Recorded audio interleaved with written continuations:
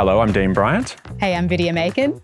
We are working on Bloom by Tom Gleisner and Katie Weston. And these are our script notes for Script Notes.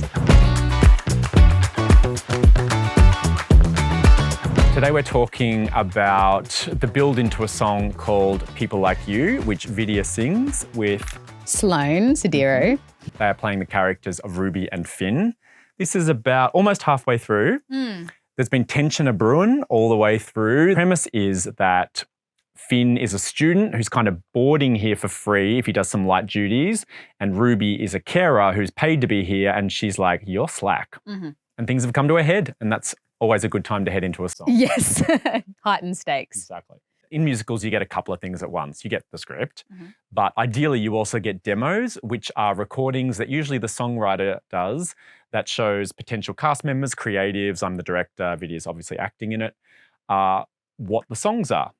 Coincidentally, we're both songwriters, so we are used to making demos for musicals all the time. So we're kind of practiced at taking one of these and figuring out how to make it one of those. Totally. And you also get a score, which is the script, but the musical script. I'll always work from a score first, and then once I'm really confident with that, even when we're singing it in the room and I feel like I've got it, I'll still kind of just keep my eye on it to make sure all my cutoffs and, you know, especially things like a duet or an ensemble number where if you're cutting off on 3 or 4, like that makes a big difference. We block the scene and I'll always make sure that I put in as much blocking as I can into my script, which then I'll go back and revise. The script in a musical is called the book. So I'll look at the book and the lyrics, which are in the book, and work out exactly what's going on from them and from the demos. Even reading this straight from script first, it was clear it was a fight song. That was going to be 2 people essentially in dialogue form doing a lot of emphatic emoting and anger at each other. So what I kind of knew immediately was that I would seat